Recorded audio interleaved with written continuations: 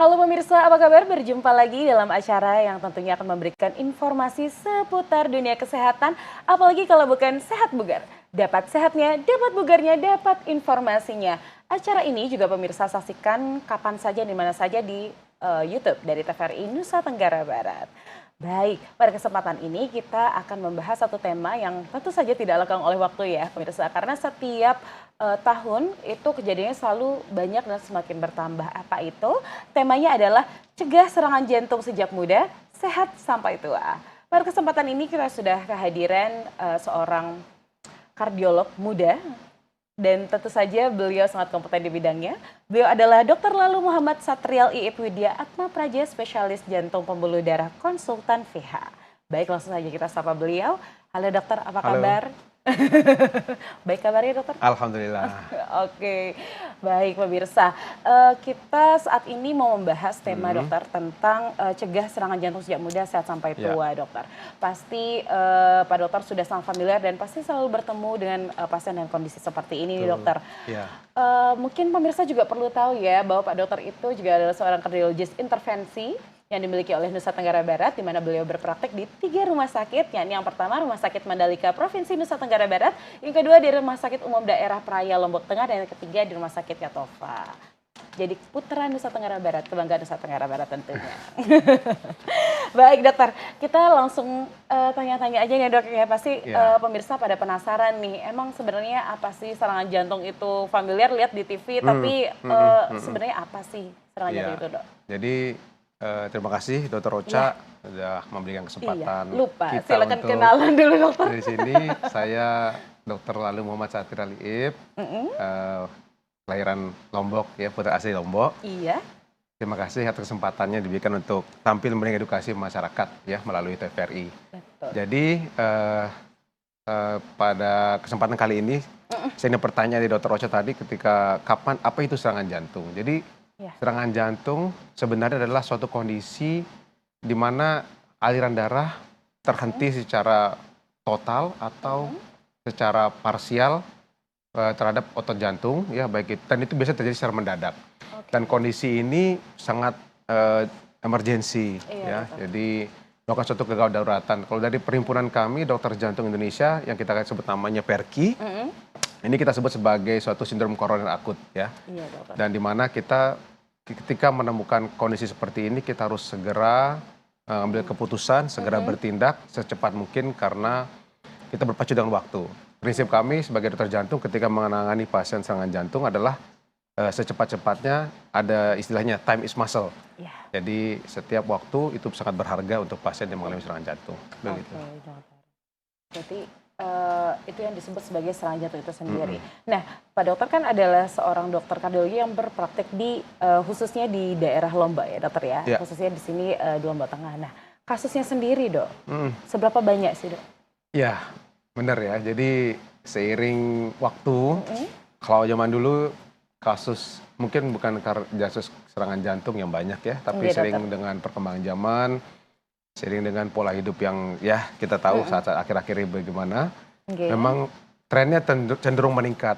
Di Lombok Tengah sendiri dari data yang saya coba kumpulkan, tempo hari kami kumpulkan bahwa kurang lebih mungkin kasus untuk serangan jantung yang berat ya, serangan jantung sumbatan total atau kita sebut sebagai STEMI, akut myocardial infarct, itu kurang lebih mungkin secara kasar itu 80 sampai 100 kasus per tahun ya, kurang lebih sekitar 1 sampai 2 pasien per minggu. Dan itu cukup banyak. Nah, itu seiring dengan ya pola hidup masyarakat yang saat ini sudah semakin jauh dari kata sehat ya, banyak yang cenderung sedentaris segala macam. Jadi cukup banyak ya, akhir-akhir semakin trennya terus meningkat. Begitu Dr. Ocha. Oke, sesuai sama judul kita kan ini ada yang membahas, jadi ini cegah dari muda gitu ya dok ya. Nah, untuk redaksi muda ini sendiri usianya berapa sih dokter, usia paling muda pasien dengan serangan jantung yang mungkin Pak dokter pernah tangani di Nusa Tenggara Barat? Oke, kalau khususnya di Lombok Tengah ya, karena saya bekerja saat ini bertugas di Lombok Tengah. Jadi pasien yang termuda yang mengalami serangan jantung yang saya pernah tangani adalah kurang lebih 30 tahun ada itu. Pasien saya 30 tahun. Wah, 30 tahun. Pasien tersebut memiliki faktor risiko perokok berat kebetulan ya, bukan kebetulan sebenarnya. Dia perokok berat yang Iya, mungkin Dok. sehari itu bisa menghabiskan 2-3 bungkus rokok. Hmm, Ya alhamdulillah setelah kita tangani pasiennya bisa membaik. Tapi memang rata-rata trennya di Lombok Tengah nggih. memang sampai hingga saat ini semakin mudah ya mengalami serangan Iya, jantung. Dulunya mungkin itu rata-rata di atas 60 ya. Nggih. Tapi akhir-akhir ini rata-rata 50 hingga 40 gitu. Oke. Kasus ekstrim ya di rata-rata mungkin 30 atau di bawahnya. Gitu. Iya. Begitu Dokter Ocha. Oke, 30 tahun itu berarti dewasa muda, Dokter ya. Jadi Dewasa harusnya muda, ya. sedang Betul produktif-produktifnya sekali. gitu, Dok. Oke, Dok. Itu tadi kasus yang berada di Nusa Tenggara Barat, khususnya di Lombok Tengah. Ya. Lalu mungkin sekarang kita akan tanya tentang faktor resikonya nih, Dok. Apa sih yang menyebabkan seseorang itu bisa memiliki atau tiba-tiba mengidap serangan jantung? Gitu. Iya, betul. Jadi tidak ada asap jika tidak ada api, Iya. atau kebalik ya, benar ya? Tidak ada asap bila tidak ada api. Iya, Iya. betul. Jadi mikir saya dong. Jadi tidak ada satu penyakit apabila tidak ada faktor risikonya. Betul, Dok. Nah, khususnya untuk serangan jantung ini, sebenarnya kita kategorikan faktor risiko yang tradisional terhadap kejadian penyakit jantung koroner terutama ya, dari yang bisa kita modifikasi dan yang tidak bisa.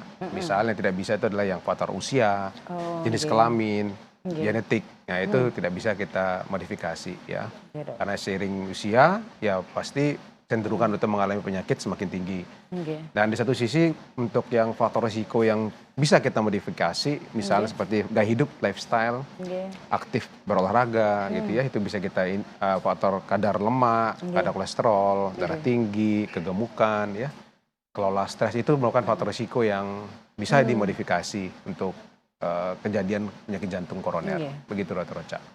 Kalau untuk yang tidak bisa dimodifikasi tadi menarik, Dokter. Ternyata jenis kelamin itu juga Ya, betul sekali. Oh iya, Mengaruhi. jadi apa, Dok? Jadi jenis Cowok atau kelamin, cewek nih? jadi jenis kelamin itu uniknya di sana ketika seorang terlahir sebagai laki-laki dia sudah Iya. memiliki kecenderungan lebih beresiko untuk Lebih beresiko. Oke. penyakit jantung. Tapi jangan senang dulu ya, karena ketika Sudah senang ada nih. batas usianya, ketika nanti wanita atau perempuan ini menginjak masa menopause atau sudah usianya lebih tua, risikonya sama, akan lebih tinggi daripada laki-laki begitu. Jadi di awal, di dewasa muda atau bahkan di masa-masa produktif memang laki-laki ini lebih cenderung untuk mengalami penyakit jantung koroner dibandingkan dengan wanita. Tapi setelah masa menopause, nah itu berubah tuh, gitu. Jadi seimbang. Kenapa? Kenapa, Dokter, ketika menopause? Ya itu karena faktor hormonal ya. Jadi panjang penjelasannya, tapi salah satu intinya adalah karena faktor hormonal. Nah, faktor hormonal. Jadi gitu, jadi begitu hebatnya kuasanya Allah, Tuhan yang kuasa ya, menciptakan segala sesuatu itu dengan begitu indahnya, termasuk pada wanita. Wanita adalah makhluk yang salah satu yang indah, yang memiliki, yaitu hormon itu adalah faktor protektif untuk dia. Ya. Tapi ketika sudah menopause, ya itu salah satu menyebabkan risikonya lebih tinggi pada wanita. Jadi itu yang membuat kenapa laki-laki itu lebih beresiko dibandingkan wanita, Iya, Dokter betul, ya. betul. Oke, baik. Tadi dokter juga sudah kalau kebiasaan hidup ya pasti ya. Tadi Iya. dokter sudah menyebutkan beberapa nih ternyata. Nanti akan kita kulik lagi, Dokter. Iya. Tenang. Tadi cuman yang menarik Banyak, adalah iya. stres, Dok. Waduh. Ngaruh ya stres, Dok ya? Betul, betul sekali. Ini menarik tentang stres. Jadi ternyata saya sudah coba dulu membaca beberapa literatur ya, studi tentang stres. Jadi ada suatu penelitian besar yang dipublish di Lancet kurang lebih tahun 2004, Interheart Study, yaitu meneliti sekitar 50 negara ya tentang stres. Dia memprediksi, dia meneliti faktor risiko. Di sana terdapat ada lebih 9 faktor risiko dan di sana stres salah satu komponen penting yang signifikan. Dan terbukti bahwa stres itu signifikan menyebabkan kecenderungan peningkatan kejadian penyakit jantung pembuluh darah pada seorang individu. Kenapa? Karena pada pasien yang mengalami stres, di situ hormon fight-nya naik ya. Hormonnya itu apa misal? Adrenalin, ya, kortisol. Iya, Dok. Dan Dr. Ocha tahu sendiri ketika menghadapi stres, semua terasa lebih cepat, ya, lebih tinggi ya Iya, Dok, tensionnya. betul Dan sekali. itu hormon itu, ya itu kan hormon tadi, adrenalin tadi. Jadi oke. kita ibaratnya ready to fight, tekanan darah cenderung lebih tinggi, detak jantung meningkat gitu ya. Iya. Dan itu merupakan salah satu yang menyebabkan kecenderungan untuk terjadi cardiovascular disease di kemudian hari. Oke. Dan ada yang menarik bahwa pada seorang individu dengan stres, apalagi stres hebat ya, Iya, Dok. ada suatu sindroma yang kita mungkin Dr. Ocha pernah dengar ya, namanya Dok. sindroma Takotsubo syndrome ya. Takotsubo. Ketika seorang individu mengalami stresor yang begitu hebatnya, ya begitu rasa sedih yang begitu hebat, itu bisa menyebabkan jantungnya seperti mengalami serangan jantung. Padahal dia tidak mengalami penyempitan atau penyumbatan di koronernya. Iya, Dan Dok. ini saking hebat disebut sebagai broken heart syndrome. Bukan khas. Ya, jadi sakit karena patah hati, karena sakit hati ya, gitu. Jadi jangan sakit hati nanti Iya. bisa sakit jantung, ya, Iya, gitu. iya. Dan ya seperti itu, stres itu sebagai salah satu faktor risiko yang sangat berperan pada kejadian Penyakit penyakit jantung. jantung. Betul. Ya, oke, betul. Jadi ternyata tidak hanya lifestyle, ternyata lifestyle yang dijaga pun mungkin tetap akan berpengaruh, tapi tidak paripurna kalau ternyata stres itu tidak dikelola dengan dikelola. baik, Betul dokter. sekali, Ya. Dr. Ocha. Baik. Oke, jadi biasanya dokter, ini kan pasien dengan serangan jantung tuh biasanya datangnya ke rumah sakit tuh keluhannya apa sih Oh gitu? iya, bagus sekali. Biasa pemirsa pertanyaan kan nanya, aduh emang kapan sih jangan-jangan saya nangis, stres sendiri di kamar mandi, wah saya harus datang nih ke rumah sakit, saya serangan jantung nih dok. Gitu. Ternyata nggak semuanya gitu ya. Ya. Jadi apa sih gejalanya gitu dok? Ya, ya nggak seperti itu juga Oh, ya, nggak gitu. gitu. Walaupun benar stres, jadi jangan Iya. terlalu khawatir. Tapi yang perlu diketahui oleh masyarakat ya, bahwa serangan jantung itu memiliki gejala yang khas, ya. Oke. Karena ini suatu emergensi, tentunya kejadiannya juga mendadak dan berat, ya. Yang salah satu ciri-cirinya adalah nyeri dada hebat yang dirasakan di tengah dada mungkin ya, di belakang tulang dada, sternum, Oke. bahkan bisa menembus sampai ke punggung. Dan ada penjalaran biasanya hingga ke lengan atau ke rahang gitu ya. Dan ini biasanya disertai dengan keringat dingin, mual muntah bahkan ya, sampai bajunya bisa basah gitu. Mungkin kelemahan dan sesak. Apabila hal tersebut dirasa, Oke. nah itu merupakan suatu tanda terjadinya serangan jantung. Dan kita harus segera bergerak cepat gitu ya, Iya, karena Dok. kita berpacu dengan waktu. Betul. Begitu. Segera mencari pertolongan terdekat ya, di UGD atau di rumah sakit terdekat begitu. Oke, baik. Jadi itu adalah nyeri dada yang tipikal atau yang memang merupakan suatu ciri khas dari serangan betul jantung yang bisa dirasakan oleh pasien-pasien yang tadi disebutkan oleh Pak Dokter. Tadi kan range-nya sekitar 40 sampai 50 ya Iya saat ini ya betul. dokter ya. Rata-rata secara saat ini Oke. populasi kita yang lebih rentan mengalami serangan jantung sekitar kurang lebih 50 tahun ya. 50 50 sampai 60. Oke. 40 sampai 60 tahun dan itu yang sudah terjadi di daerah kita, di wilayah kita ini Nusa Tenggara Barat. Itu tadi yang khas banget dok. Tapi kan ada aja nih dok yang datang misalnya nih Iya. cewek-cewek atau nggak selalu cewek sih, cowok juga bisa. Tapi datang dengan aduh saya lagi sedih, saya nyeri dada atau misalnya saya telat makan, tapi saya nyeri dada juga nih. Saya mau tahu dong ini jangan-jangan jantung saya atau bukan ya yang bermasalah Oh, ya, gitu dok. betul, bagus sekali pertanyaan. Jadi tapi tergantung ini cewek 60 tahun atau cewek 20 tahun. Oh gitu. Iya, Berarti tergantung usianya dokter. tergantung Oke. usianya ya. Jadi Oke. kalau pertanyaan dokter Ocha, cewek mungkin identik dengan relatif usia muda ya. Iya dokter. Nah, memang seperti tadi, balik lagi ke yang kita jelaskan di awal, Iya. ketika wanita atau perempuan atau cewek itu masih dalam masa belum menopause, perimenopause biasanya itu merupakan suatu protektif untuk jantungnya. Jadi Iya. untuk mengalami suatu serangan jantung less likely ya, apalagi relatif muda. Gitu. Jadi tapi itu nggak apa-apa ketika sudah merasa dirinya merasakan yang kita sebutkan tadi, sebaiknya mau mencari pertolongan. Jadi pada dasarnya kadang-kadang nyeri dada karena serangan jantung atau bahasa awamnya angin duduk itu muncul tidak khas. Kita sebutnya nyeri dada yang atipikal atau tidak khas. Oke. Nah ini biasanya pada populasi khusus ya. Misal pada pasien dengan usia yang relatif sangat tua ya, atau sangat muda, atau dia ada penyakit komorbid misalnya ada diabetes gitu ya, atau gagal ginjal gitu ya. Jadi dia memiliki kecenderungan gejala yang tidak khas. Oke. Dan ini Iya, akan dokter. menyulitkan atau mengaburkan pemeriksaan. Jadi ketika pada populasi tersebut, dan apalagi dengan faktor resiko yang cukup kuat ya, misalnya orang tua sakit jantung atau dia dengan diabetes, komorbid diabetes atau penyakit hipertensi. Oke. Memang ketika merasakan nyeri dada, tidak mesti semua yang tadi saya sebutkan ya, nyerinya Iya, berat saja dirasakan, seperti tertindih, sebaiknya mencari pertolongan untuk make sure bahwa memang tidak mengalami serangan jantung. Seperti itu. Oke, baik dokter. Saya tahu pasti Pak Dokter masih mau menjelaskan lagi kan. Iya. Tapi tenang dulu karena kita akan membahas banyak hal tentang serangan jantung bersama dengan Dokter Satrial IF di sini. Jangan kemana-mana pemirsa, tetap bersama kami karena habis iklan ini kita akan masih berbicara banyak dengan narasumber kita. Tetap di Sehat Bugar, dapat sehatnya, dapat bugarnya, dapat informasinya. Jangan kemana-mana.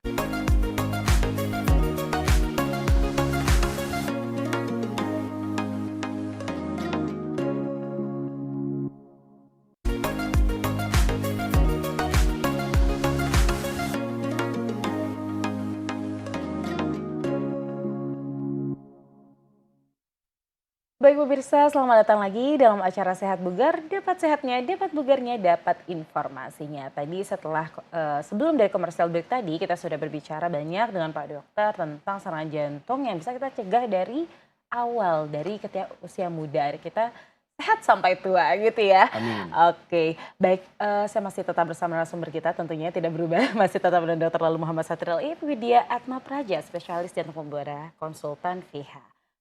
Kita sudah bahas tentang nyeri dada yang atipikal atau tidak yang khas seperti yang sudah diutarakan oleh Pak Dokter sebelumnya, Dokter ya. Nah ternyata pada beberapa kondisi gejala-gejala khas itu tidak muncul. Cuman bagaimana sih cara memberikan penjelasan kepada pemirsa mungkin Dokter, kapan waktu yang tepat untuk datang atau karena sebab-sebab apa saja mungkin pasien itu bisa segera datang ke rumah sakit, Dokter. Ya. Terima kasih Dr. Ocha. Jadi saya bahas sedikit ya tentang yang atypical chest pain atau nyeri dada yang atipikal tadi seperti apa sih gitu ya. Pertama mungkin ya bisa ditekankan bahwa ketika nyeri dada itu hanya sesaat. Hanya sesaat, hanya beberapa detik gitu ya. Belum dinotis oleh dokter sudah hilang gitu misalnya kayak gini. Kedua bisa ditunjuk pointing ya, tidak menyebar seperti nyeri dada yang saya jelaskan sebelumnya bahwa nyeri dadanya di pointing ya, ditunjuk gitu. Nah itu agak tanda kedua. Tiga, mungkin yang bisa dipegangan untuk kita semua bahwa ketika nyeri dadanya intensitas nyerinya berubah seiring dengan perubahan posisi. Misal dengan miring kanan, oh lebih enak nih gitu. Atau bahkan lebih nyeri dengan miring gitu. Tapi kalau saya duduk enak gitu. Kalau saya tidur nyeri, nah itu biasanya bukan dari jantung nyerinya. Ya. Mungkin dari penyakit organ lain di dalam dada itu sendiri. Ya seperti itu, atau bahkan penjalarannya mungkin ya, penjalaran juga kadang-kadang memang ada penjalaran, tapi tidak seperti yang dijelaskan di awal tadi. Penjalarannya lebih ekstrim, malah menjalar ke kaki gitu. Nah itu biasanya kita bisa pastikan bukan suatu serangan jantung atau nyeri dada karena serangan jantung. Begitu Dr. Ocha. Nah terkait pertanyaan Dr. Ocha tadi, kapan harus ke rumah sakit ya? Jadi karena seperti kita sepakat di awal bahwa serangan jantung itu adalah suatu emergensi, kondisi gawat darurat. Ketika terdeteksi, harus segera mencari pertolongan. Jadi ditekankan ketika merasakan nyeri dada yang hebat, berat, seperti tertindih. Ada yang bilang seperti ditindih gajah katanya ya. Sampai sesak dan keringat dingin itu, bahkan sampai keringat itu benar-benar basah bajunya. Itu hampir dipastikan ya kemungkinan besar adalah suatu serangan jantung. Dan segera mencari pertolongan. Jadi ketika teman-teman sobat keluarga sehat ya, Sehat Bugar TVRI menemukan keluarga atau rekanan atau bahkan pada diri sendiri gejala tersebut, pertama harus mencari pertolongan terdekat dulu ya gitu. Kalau detailnya sih nanti mungkin akan kita bahas ya sambil kulik lebih dalam pelan-pelan. Betul. Oke, jadi kalau misalnya ada kondisi seperti itu kita harus segera kita harus tahu nih, oh ini kondisinya berbahaya. Dokter tadi menarik karena ada bahasa komorbid, Dokter. Komorbid itu apa Dok? Pasien apa saja dan kapan saja kita perlu waspada? Iya, komorbid itu adalah penyakit penyerta gitu ya, atau faktor risiko kondisi dia yang bisa menyebabkan seorangnya lebih beresiko gitu ya. Misalnya seorang individu dengan hipertensi atau tekanan darah tinggi. Atau dengan menderita penyakit gula darah, diabetes mellitus ya, atau dengan penyakit kolesterol, itu merupakan suatu penyakit penyerta komorbid pada yang bisa meningkatkan kecurigaan kita seseorang ini lebih cenderung atau lebih beresiko mengalami penyakit jantung koroner begitu. Ya seperti itu yang komorbid ya. Jadi dengan ada suatu individu atau suatu pasien dengan bisa datang ke rumah sakit mengeluh nyeri dada seperti itu disertai dengan riwayat penyakit darah tinggi, kencing manis. Nah, kita memang kecurigaan kita pasien ini mengalami sakit jantung akan lebih tinggi seperti itu, Dr. Ocha. Jadi ternyata memang berkorelasi ya Dokter ya, penyakit-penyakit yang tadi Pak Dokter sebutkan dengan keadaan serangan jantung. Baik dokter. Nah kalau misalnya sudah nih, aduh sakit gitu ya, lalu pergi ke rumah sakit, Iya. harapan kita apa yang akan dilakukan Rumah sakit ketika harapan kita nggih. maksudnya Jakarta? Oh bukan, bukan. Ya ya. Sorry, Ocha ganti pertanyaannya. Jadi ketika ada keluhan nyeri Heeh. dada, entah itu tipikal ataupun atipikal pada pasien yang punya komorbid Iya. misalnya, harus ngapain, harus kemana, dan harus diapain nih saya kira-kira di rumah sakit gitu Betul. biasanya dok. Ya, jadi konteksnya ketika kita buat konteks ya skenario. Iya Ketika dok. populasi individu tadi ya katakanlah usianya 50 Iya dok, parubaya dengan betul. komorbid mengeluhkan tadi. Bagi keluarga pendamping Nggih. karena mungkin sobat bugar saya di sini memiliki keluarga yang andai kata menemukan kondisi tersebut, segeralah bawa keluarganya ke pusat kesehatan terdekat. Oke. Terutama emergensi, unit emergensi ya, entah Oke. itu UGD di puskesmas boleh, Mm-mm. yang memang lebih dekat, lebih dijangkau, atau UGD rumah sakit lebih baik ya. Iya Ketika betul. lebih lengkap fasilitasnya tentunya akan lebih banyak yang bisa dilakukan. Nggih. Intinya adalah kita mencari pertolongan secepat mungkin agar mengurangi delay masa tundanya ya terhadap penanganan pasien tersebut. Begitu ya, Oke. Ocha.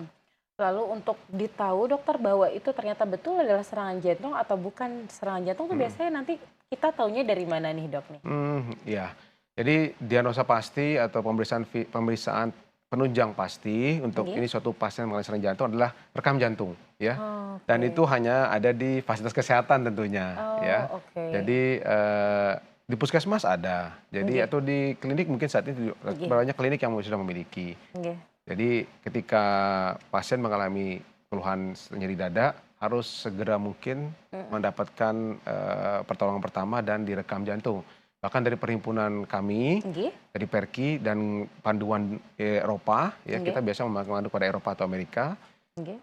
harus tegak diagnosa pasien tersebut dalam kurang lebih 10 menit. Jadi diagnosa serangan jantung akut Iya berat dokter. harus tegak kurang dari 10 menit gitu. Oke. Ya, jadi jangan ditunda. Oke. Gitu. Begitu Dr. Ocha. Berarti diagnosisnya dalam 10 menit dari hasil pemeriksaan rekam jantung atau Iya, EKG itu dari tadi ya ternyata. saat pertama kontak dengan petugas, Oke. itu sudah 10 menit sudah tegak diagnosa. Oh, Jadi wow. sangat kita waktunya sempit banget ya untuk menegakkan diagnosa ini harus secepat mungkin. Harus cepat mungkin. Betul. Berarti artinya tidak ada waktu untuk delay nih para pemirsa. Jadi begitu sudah ada keluhan Iya, berupa nyeri dada, betul nggak usah sekali. ditunggu-tunggu, nggak usah nunggu kiri kanan. Kalau bisa segera langsung ke pusat kesehatan yang Betul. terdekat dari tempat Anda. Betul Gitu sekali. ya. Baik Ya. dokter. Nah, kalau misalnya sudah terjadi serangan jantung tuh dokter, apakah itu benar adalah suatu hal yang ibaratnya bahasanya mungkin yang tiba-tiba atau itu merupakan manifestasi dari satu hal yang panjang, Dok?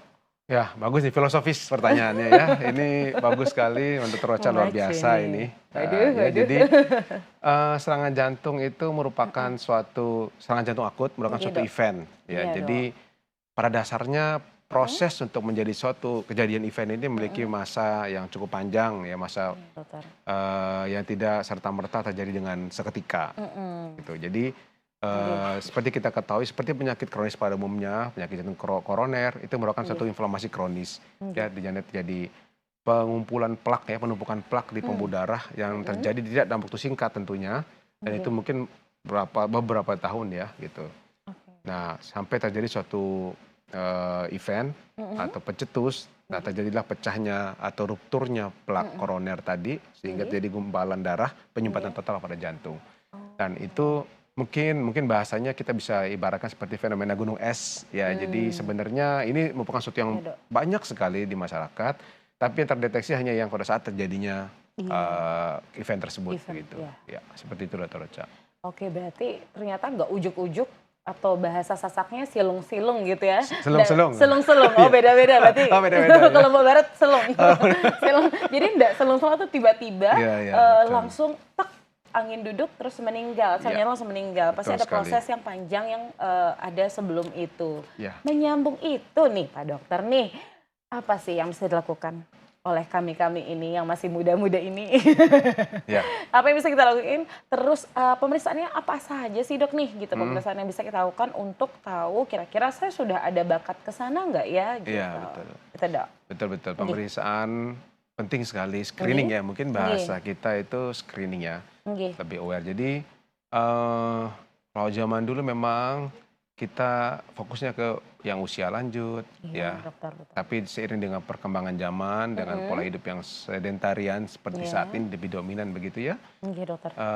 Dokter Ocha tentunya lebih dominan duduk daripada berdiri seharian. Begitu juga saya sama ini pasien ya. Betul, betul, Dok. Kita lebih cenderung untuk kurang melakukan aktivitas fisik. Oke. Eh, Kita membaginya berdasarkan panduan terbaru ya Pak, populasi yang tampak sehat gitu Nggih. ya, atau yang memang beresiko, atau Nggih. yang memang sudah sakit dan beresiko. Jadi pada populasi yang sehat dan tidak ada gejala gitu ya, Nggih. friendly health gitu ya, jadi kelihatannya sehat, itu bisa dilakukan screening pada usia lebih muda. Bahkan beberapa sumber di studi atau literatur untuk yang 20 tahun ke atas dengan kesehatan mungkin bisa memeriksa sederhana, misalnya seperti tensi ya, ukur tekanan darah, Oke. mengukur berat badan, lingkar perut, ya kadar kolesterol gitu. Nggih, Nah nggih. kalau mau advance sedikit, terutama mungkin yang ada dengan faktor risiko, ya Nggih, keluarga misalnya, ya ada risiko keluarga bisa melanjutkan pemeriksaan tambahan sampai rekam jantung, bahkan sampai treadmill test atau uji latih treadmill, ya. Oke, dokter. Jadi itu beberapa. Oke. Dan banyak pemeriksaan-pemeriksaan advance atau yang lebih canggih seperti dengan CT scan koroner ya, CT scan jantung yang sudah bisa kita kerjakan di beberapa tempat di Nusa Tenggara Barat ini saya rasa begitu ya. Jadi kita bagi beberapa kelompok. Nah, kalau untuk populasi seperti Dokter Ocha yang muda-mudi Gen Z yang pada umumnya ya tadi Milenial saya, ya dokter. milenial ya, tampak muda gitu ya. Tampak muda. Jadi Iya, dokter. ketika pada populasi tersebut mungkin ya sederhana saja gitu ya, Iya. misalnya dengan tekanan darah ya, memantau tekanan darah berkala, Oke. menjalankan pemeriksaan berat badan seperti itu. Begitu Dokter Ocha ya. Berarti pemeriksaan itu harusnya bisa selesai di fasilitas Ya, kesehatan betul primer sekali, ya, dokter ya. betul Berarti sekali. setingkat puskesmas atau klinik harusnya Betul. bisa. Mm-mm. Oke, baik. Jadi begitu pemirsa. Jadi muda tidak menjadikan kita akan selalu sehat ya. Jadi kita harus lebih aware gitu. Jadi Ya. pemeriksaannya mulai dari pemeriksaan tensi yang mungkin itu sangat basic ya, dokter ya. Ini Saya sangat rasa. sederhana. Oke, betul. memang kapan dok kita perlu waspada? Kalau tensinya tinggi atau bagaimana tuh kondisi-kondisinya dok? Betul. Menyambut ke pertanyaan Dokter Ocha tadi adalah ketika mungkin terdeteksi hipertensi Iya, ya, Dok. tensinya mulai tinggi, tapi tetap untuk mendiagnosa satu hipertensi tidak segampang yang kita bayangkan. Tidak sekali datang langsung ditensi, ada Iya. tata caranya, ada beberapa kriterianya. Iya, Tapi dokter. katakanlah kita ada sepakat pasien ini atau individu ini ternyata darah tinggi gitu ya. Iya dokter. Ya udah, berarti memang dia memiliki faktor risiko. Faktor risiko Nah, itu hipertensi. harus lebih concern lagi, terutama pada pasien atau pada individu usia muda hipertensi itu lebih concern, kita harus lebih perhatiin karena tidak seperti takutnya hipertensinya bukan hipertensi primer seperti kita ketahui ya. Iya, dokter. Mungkin ada penyakit penyerta di sana. Yang pada populasi muda dengan hipertensi harus lebih aware. Oke. Mungkin aja itu adalah suatu sekunder ya. Sekunder. Penyakit lainnya ada penyakit ginjal mungkin Iya, ya. iya, dokter. Atau penyakit struktur jantung mungkin di sana gitu ya, dan metabolik lainnya. Jadi penting sekali. Penting Ya. sekali. Berarti kalau sudah ketahuan nih tensinya tinggi ketika screening awal tadi, para pemirsa yang masih muda-mudi gitu ya, jadi mungkin boleh melakukan pemeriksaan lebih lanjut berarti dokter ya. Ya. Harus minta rujukan atau mungkin bisa berkonsultasi dengan dokter Iit kalau di tempat praktek beliau. Ya, Gitu. boleh. Jadi bisa tahu lebih dalam lagi gitu dok. Baik dok, kalau kapan mulainya dok? Apakah harus menunggu usia 30 tadi untuk melakukan screening dokter? Kalau screening bisa dilakukan usia 20 tahun ya, mungkin 20 udah tahun bisa. sudah mulai start. Dewasa muda atau remaja muda tadi istilahnya Dokter Ocha. Remaja muda. Remaja muda-muda ya. Muda-muda, iya. Berarti Silakan aja untuk Boleh melakukan ya, dokter, screening dan itu bisa di mana saja ya. Screening Iya, dokter. tekanan darah kan sekarang bahkan bisa dilakukan sendiri dan Iya. idealnya kita memang menganjurkan untuk yang digital. Ya, Digital, bukan oke. lagi yang dengan air Raksa raksa. dan oke. Jadi siap. digital tentunya gampang dikerjakan bagi siapapun Iya. ya. Bisa mengerjakan Dan sendiri. bisa di Gitu. mana saja. Bisa di mana saja. Baik dokter, pembahasan kita masih banyak. Baik pemirsa, tetap bersama kami karena kita masih akan mengupas secara dalam tentang tentang jantung, kesehatan jantung bersama dengan narasumber kita. Jangan kemana-mana, tetap bersama kami di Sehat Bugar. Dapat sehatnya, dapat bugarnya, dapat informasinya.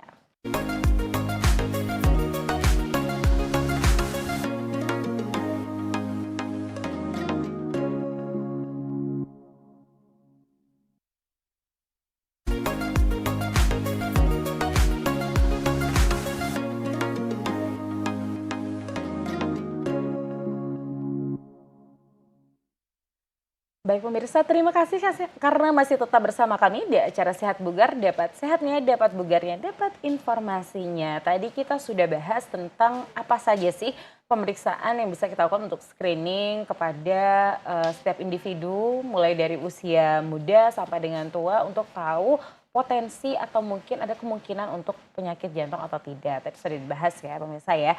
Jadi sekarang kita akan lanjut ke pertanyaan yang selanjutnya.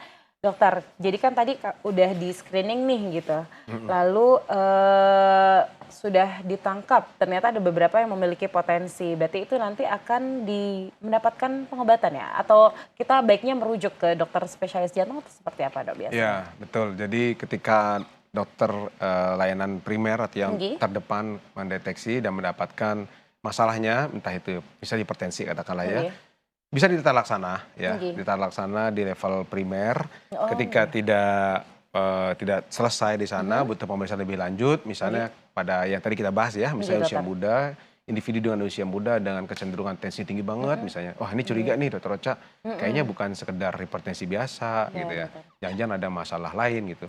Nah itu bisa dilanjutkan dengan merefer pasien tersebut ke fasilitas yang lebih lengkap untuk melakukan pemeriksaan tambahan gitu.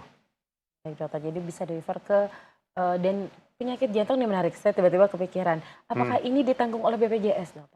Oh ya, tentunya ya, tentunya ditanggung ya. Jadi maksudnya biar para pemirsa tidak khawatir, aduh saya takut nih ke rumah sakit, walaupun dari saya nyeri karena saya takut bayar banyak. Oh jangan lupa bahwa ternyata itu termasuk penyakit yang bisa di-cover oleh BPJS Betul Kesehatan. sekali.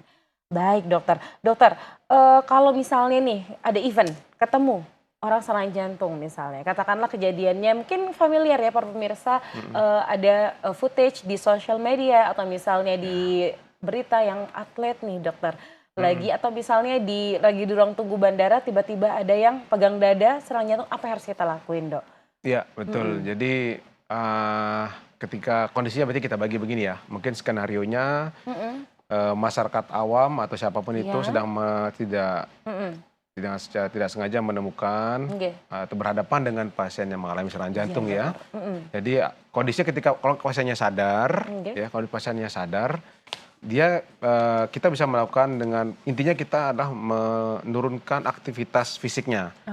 Pertama mungkin ditenangkan pasiennya dulu ya, dicari posisi yang nyaman untuk pasien, untuk si individu yang mengalami serangan tadi, lalu mungkin ditenangkan supaya jangan cemas, jangan panik ya, karena dengan semakin banyak aktivitas cemas, panik itu bisa meningkatkan beban jantung. Itu prinsip utama adalah menurunkan demand untuk jantungnya sendiri. Lalu setelah itu segera minta pertolongan tentunya ya. Itu pada skenario pertama ketika pasiennya masih sadar. Nah pada skenario yang lebih buruk lagi ketika pasien yang mengalami serangan jantung tidak jarang mengalami henti jantung. Ya, sampai henti jantung. Nah, kondisi ini pasien biasanya tidak sadar tuh. Nah, itu memerlukan tindakan yang lebih advance, lebih lanjut untuk masyarakat awam. Diharapkan bisa melakukan pertolongan pertama pada henti jantung ya. Mungkin seperti yang pernah kita ketahui bersama dengan melakukan pijat jantung paru ya. Di mana bukan melakukan tepuk-tepuk seperti yang di sosial media kita viral ya, tepuk-tepuk atau bahkan pijit-pijit atau cubit-cubit gitu ya. Karena dengan melakukan hal tersebut tidak ada gunanya sama sekali dan membuang waktu, membuat time delay-nya semakin panjang untuk mendapatkan terapi inti pada pasien tersebut ya. Jadi memang idealnya kita sih harus bisa melakukan bantuan hidup dasar ya. Siapapun itu ya, baik itu orang awam ataupun apalagi tenaga medis seperti kita ya. Jadi itu nanti adalah tugas siapapun ya, kita Perki dan ID wilayah mungkin untuk menggalakkan lagi bagaimana melatih atau membesarkan pentingnya BHD ini, bantuan hidup dasar pada masyarakat awam ya. Jadi biar semua bisa melakukan gitu. Kan luar negeri ini sampai SD diajarin gitu ya, betul ya, betul coba dengar kan, di luar negeri diajarkan di mana-mana ditaruh alat bantu kejut listrik AED ya, alat bantu kejut listrik untuk orang awam di fasilitas umum. Ya alhamdulillah sih di kita ada ya di bandara gitu ya, jadi ada tempatnya untuk kita melatih hal tersebut. Oke, baik, berarti nggak boleh ya para pemirsa ya untuk melakukan cubit-cubit, tepuk-tepuk ataupun dilakukan tindakan-tindakan yang sekiranya karena hal itu tidak memiliki pengaruh pengaruh sama sekali untuk sirkulasinya ya. Jadi malah memperburuk ya, Mhm. membuat time delay lebih Oke, panjang. baik. Berarti harusnya dibawa ke IGD Segera, iya. segera. Baik, dan pentingnya BHD. Mungkin next kita bisa mengatur strategi lagi dokter nih, Iya, berkaitan siap. dengan BHD untuk masyarakat Oke, Nusa Tenggara Barat. betul. Baik, lalu dokter, kalau memang itu sudah, terjadi, kalau di rumah sakit biasanya diapain ya Dok ya? Kan kita bawa nih yang tadi Iya, nih serangan jantung rumah sakit, heeh. ini para pemirsa perlu tahu nih, kira-kira kalau diserang jantung berarti saya harus siap dengan kondisi saya akan disuruh apa Ya, nih betul sama dokter sekali. jantungnya di rumah sakit? Bagus sekali, Silakan iya. dokter. Ya, bagus sekali Dokter Ocha ya, Mhm, pertanyaannya ketika sudah melakukan apa yang dikerjakan tadi, pasien mhm, tadi diantar ke rumah sakit, next apa gitu ya. Jadi iya Dok, supaya masyarakat mengerti gambaran mhm, ke depannya apa nih betul, akan dilakukan betul berikutnya gitu dokter, ya. betul. Jadi tentunya idealnya adalah kita lakukan membuka penyempitan atau sumbatan pada Mhm, jantung tersebut ya. mhm. Dengan 2 cara, sejauh ini kita bisa Mhm, memiliki 2 metode. iya dokter. Pertama dengan pemberian obat pengencer dengan Mhm, diinfus secara kontinu ya, secara oke. kontinu atau Iya dokter. dengan pemberian, dengan melakukan pemasangan ring gitu. Oh Dan, ya. kedua metode tersebut Mhm, sudah bisa kita lakukan mhm, di Nusa Tenggara Barat ini, hampir mhm. di setiap rumah sakit ya, karena Nggih, mengingat dokter jantung sudah cukup tersebar di beberapa tempat. nggih. Dan tapi memang itu kondisinya berbeda ya, ada yang, Iya oh dokter. ini lebih cenderung untuk dipasang ring langsung, ada yang Mmm, dikasih obat dulu gitu ya. Jadi oke. tergantung situasi dan kondisi, Mhm, setempat ya, rumah sakit tersebut gitu. iya dokter. Jadi kalau rumah sakitnya kebetulan memang bisa melakukan tindakan Mhm, pemasangan ring, biasanya kita langsung pasang ring gitu mmm, ya. Jadi, harapan kita bahwa masyarakat mengerti ketika suatu keluarga ataukah siapapun itu mengalami serangan jantung di rumah sakit, tujuannya nanti akhirnya adalah membuka sumbatan dengan cara memberikan obat atau dengan melakukan pemasangan ring, seperti itu, Kak Uca. ada misalnya yang bertanya, Iya. bahaya nggak Dok dipasang ring itu? Oh, Nah, iya. aduh jangan banyak-banyak Dok pasang ringnya misalnya atau Iya. gimana nih Dok? Ya, Mhm, Dokter Rosya tadi dari rumah ke mhm. sini naik apa? Naik mobil, Mobil. kendaraan, Ada nggih. resikonya kan kecelakaan di jalan? Ada Iya. Dok, betul. Minum Mhm, ini ada resikonya nggak? Keselak kan? ada, Ada bisa, betul resikonya, tapi lebih betul. besar mana, manfaat apa resikonya? Manfaatnya Ah, menghilangkan haus, dan sini iya juga kan betul, alhamdulillah. betul Jadi betul. sama seperti itu Mhm, pada pasien yang mengalami serangan jantung, kita iya, untuk melakukan pemasangan ring. Resiko mhm, selalu ada, apalagi oke, tindakan pemasangan ring termasuk suatu tindakan invasif istilahnya yang mhm, beresiko ya, dengan mhm, memasukkan benda asing gitu ke dalam pembuluh darah. mhm, Tapi jika kita kaji lebih dalam lagi, jika tidak dikerjakan, nggih, risiko untuk meninggalnya pasien jauh lebih besar. Dan mhm, kita itu lagi-lagi di daerah ini memang, keakraban kekeluargaan tinggi banget ya. betul Yang sekali. mengambil keputusan kadang-kadang kita edukasi satu, yang mengambil keputusan banyak banget ya yang ditunggu. Iya, Jadi itu menyebabkan mhm, keterlambatan pengambil keputusan. betul betul Harapan dokter, kami mudah-mudahan ke depan dengan semakin banyaknya mhm, acara edukasi seperti ini, nggih, tentunya bisa membuat, pola pikir kita masyarakat, semua iya ya, bukan masyarakat betul, semakin baik dan semakin sadar akan iya, pentingnya, kesehatan, terutama pada saat lagi serangan jantung ya, begitu mhm. Dokter Ocha. Oke, berarti sangat berpengaruh sekali Dok. Ada waktu-waktu tertentu nggak Dok? Mhm. Berapa lama misalnya dari pasien itu terdiagnosis serangan jantung sampai dengan dia, harus misalnya kalaupun pasang ring harus segera pasang ring gitu Dok? Ya, Mhm, dari diagnosanya aja udah 10 menit, jadi iya harus Dok, benar udah terdiagnosa ya, iya Dok. jadi begitu cepat, pendek waktunya. Untuk kalau pasang ring idealnya di bawah sejam, kalau Mmm, pada rumah sakit yang bisa melakukan tindakan pemasangan ring gitu ya. nggih dokter, Kalau misalnya untuk pembukaan rata aja, karena rumah mhm, sakit sebagian besar di Nusa Tenggara Barat ini mhm, tidak memiliki kapasitas untuk melakukan nggih, pemasangan karena alatnya belum ada, mhm, tapi memiliki obat yang bisa diberikan, iya, itu timeline-nya adalah, 12 ya 12 jam.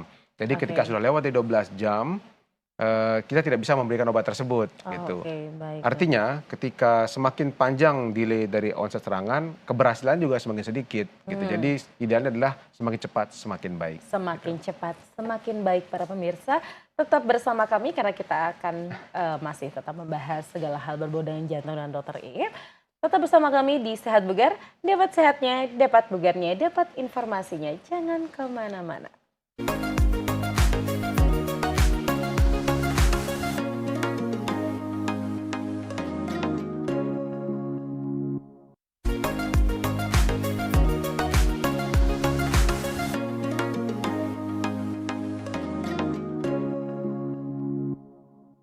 Baik pemirsa, terima kasih karena masih tetap bersama kami dalam acara Sehat Bugar, dapat sehatnya, dapat bugarnya, dapat informasinya.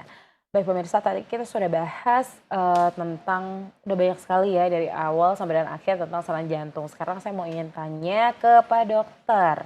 Ini Pak Dokter, lalu untuk mencegahnya gimana sih? Begitu tahu ternyata serangan jantung tuh bisa sampai dan membuat meninggal mendadak dan lain-lain. Wah, saya dari sekarang mau mencegah aja deh. Harus ngapain Mhm. Dok mencegah ini? Ya, betul. Jadi percuma kita ngomong panjang lebar kalau Iya, kita nggak bahas pencegahannya ya, gitu. iya. Intinya di sana. Jadi ketika suatu Mhm, masyarakat sudah sadar akan kesehatan, mhm. pasti yang dicari-cari gimana cara mencegahnya tentunya ya. Betul, betul sekali Dan Dok. ya banyak sesuai dengan kita kembali lagi ke faktor risikonya tadi, dengan Mhm, mencegah, ya mengendalikan faktor risikonya. iya, Misal dengan mulai hidup aktif ya, iya, konteksnya mulai hidup sehat sih gitu ya, iya mulai hidup Dokter. sehat yang dimana di konteks besar tersebut Mhm, tercantum beberapa poin, misal mulai aktif berolahraga tuh kita, atau mhm, aktif bergerak deh. mmm, Karena kita ini semua saya rasa adalah satu sedentarian ya, jadi lebih iya cenderung betul. untuk duduk, kurang bergerak. Mhm, Disarankan dari perhimpunan kita bahwa iya, minimal beraktivitas fisik, nggih, intensitas ringan sampai sedang ya, sedang, nggih. kurang lebih 150 menit, minimal 150 menit per minggu. Oke, Jadi kalau kita bagi, idealnya mungkin sekitar jogging atau iya, jalan brisk walking iya, Dok, sekitar 30 menit setiap mhm, hari atau at mhm. least 5 kali seminggu. Itu udah tercukupi kan? Oke, Ya sudah 150 sudah betul. sudah tercukupi, Dok. Lalu, dengan menjaga pola makan ya, Mhm, perbanyak buah, serat, hindari manis-manis, Dok, boleh nggak minuman manis nih? semua boleh gitu ya, Oh, dasarnya semua boleh boleh, gitu mau ya. cari Jadi pembenaran. cuman ada kadarnya kan, ada takarannya ya. Oke, siap. Ya manis gitu, terus kalau Mhm, gula mhm, garam mhm, dijaga supaya jangan terlalu mhm, banyak, idealnya sih kurang dari 1 sendok teh ya, per hari gitu. Cuman mmm, kita kan kadang-kadang masyarakat kita adalah penggemar garam iya, ya Rocha, suka yang gurih, asin beda gitu. di garam yang ditaburi, beda juga garam di atas meja gitu. Untuk usia-usia bahkan, Oh, masyarakat yang di pedesaan atau nggih, di Dokter, yang usia-usia lanjut itu lebih seneng taruh nggih, garam itu di meja gitu. Jadi mmm, ambil lagi, di ini mhm, lagi, dicocol ya bahasanya iya, gitu. Jadi betul betul, itu cenderung akan melebihi dari batas maksimal harian. Dan itu salah oke, satu faktor risiko yang menyebabkan pemicu darah tinggi ya, yang kita tahu bahwa darah tinggi adalah faktor resiko tradisional terjadinya penyakit jantung koroner. Lalu juga dengan, menjaga berat badan mhm, ya, menjaga lingkar pinggang, mmm, terus tarik nafas dengan nih. oh ya, dengan berhenti merokok tentunya ya. Oke, Sekarang karena kita membahas dari tadi muda-muda tuh rata-rata iya, kebanyakan merokok, mau rokok tradisional mhm, ataupun rokok yang modern seperti iya, vape vape, ya, iya, atau vape. oke Nah itu oke, Dok, perannya signifikan memang terhadap oke, kejadian, serangan jantung gitu ya. Jadi, dan tidak kalah pentingnya istirahat cukup.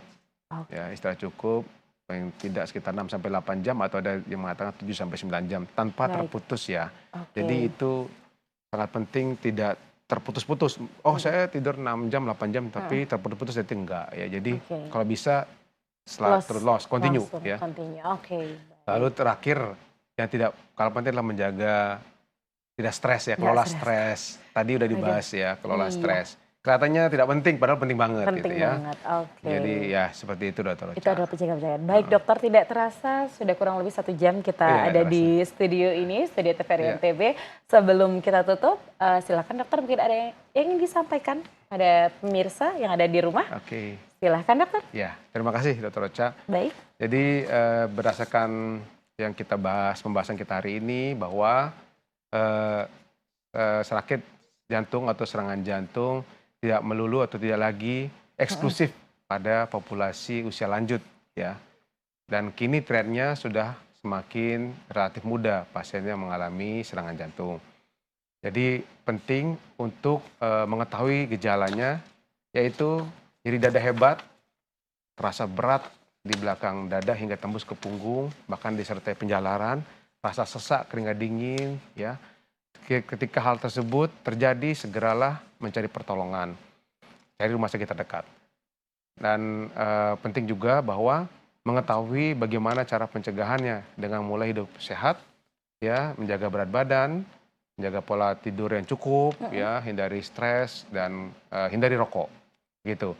Jadi kesimpulan saya adalah jangan tunda-tunda untuk mulai hidup sehat, Dokter Ocha, Betul betul warga dokter. NTB, ya, Mhm, karena dengan menjaga jantung Anda, Anda menjaga mhm. diri Anda dan menjaga keluarga yang Anda cintai.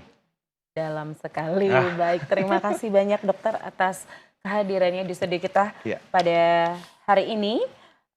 Terima kasih sekali lagi pada narasumber kami, yakni Bapak Dr. Lalu Muhammad Satrial IEPD Atma Praja, spesialis jantung pembuluh darah, konsultan kardiologi intervensi VH, atas ilmu dan waktunya. Dan terima kasih juga kepada seluruh pemirsa Nusa Tenggara Barat yang tetap setia menonton Sehat Bugar. Mungkin itu saja pembahasan kita pada hari ini, dan kita nantikan episode-episode selanjutnya bersama dengan narasumber-narasumber hebat kita di Sehat Bugar lainnya. Sekali lagi terima kasih. Mohon maaf apabila ada kesehatan. Wabillahi taufiq wal hidayah. Wassalamualaikum warahmatullahi wabarakatuh. Tetap bersama kami di Sehat Bugar. Dapat sehatnya, dapat bugarnya, dapat informasinya. Sampai jumpa pada episode selanjutnya.